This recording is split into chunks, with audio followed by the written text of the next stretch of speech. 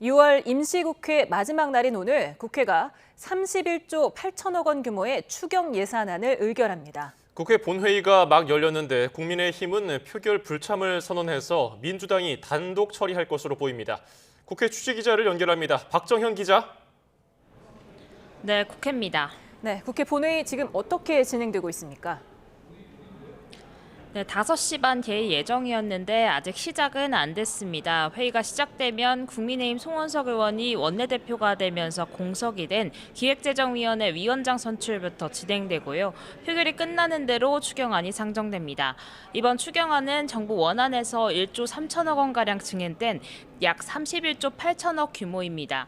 민생회복 소비 쿠폰 사업을 위한 국비 지원 예산이 증액됐고 대통령실과 법무부, 감사원, 경찰청 4개 기관에 대한 특수활동비 복원 등이 담겼습니다.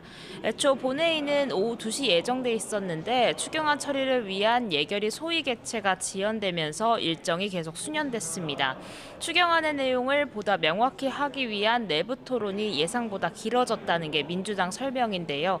국민의힘은 일방적으로 회의를 미루고 해명도 없다면서 이럴 거면 민주당 마음대로 하라고 맹비난했습니다. 또 야당 요청은 하나도 반영되지 않았고 민주당이 요청한 항목만 있다고 주장했습니다. 민주당과 국민의힘이 요청했던 부분을 다 같이 반영을 하든지 아니면 다 같이 반영을 하지 말았어야죠. 그런데 내용에서 민주당이 요청한 것만 다 반영을 하고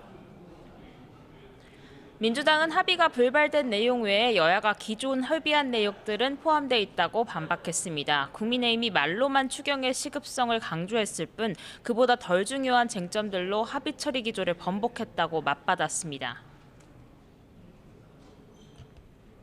시급성을 공감하시면서도 그보다는 덜 중요한 2가지 쟁점으로 이번에 합의 처리의 기조를 번복하시고 이 논의를 엎었다라고 하는 거에 합의 불발에 대해 서로 니탓 공방을 벌이는 건데 국민의힘은 표결이 시작되면 불참한다는 입장이라 추경안은 민주당 단독 처리될 거로 보입니다.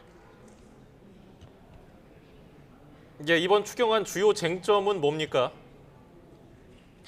네, 핵심은 대통령실 특수활동비였습니다. 윤석열 정부 당시 민주당은 대통령실 특활비를 전액 삭감했는데 이번 추경안에 증액분이 포함돼 있습니다. 국민의힘은 필요 없다던 특활비를 추경을 통해 백지 증액하겠다니 뻔뻔하기 그지없다면서 후한무치이자 내로남불이라고 비판했습니다. 여야 합의가 불발된 책임 역시 지난해 특활비 삭감을 사과하지 않은 민주당이 있다는 점도 분명히 했습니다. 야당 원내지도부는 직접 용산 대통령실을 찾아 항의 서한을 전달하기도 했습니다. 하지만 민주당은 김일성 예산이 쌈짓돈, 떡값처럼 불투명하게 운영돼 삭감됐던 거라고 설명했습니다.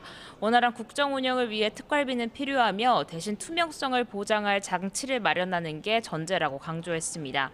민생회복 소비 쿠폰 역시 지방 부담 비율을 두고 입장차가 팽팽했습니다.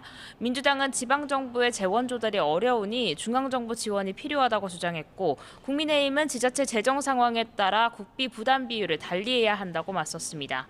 지금까지 국회에서 YTN 박정현입니다.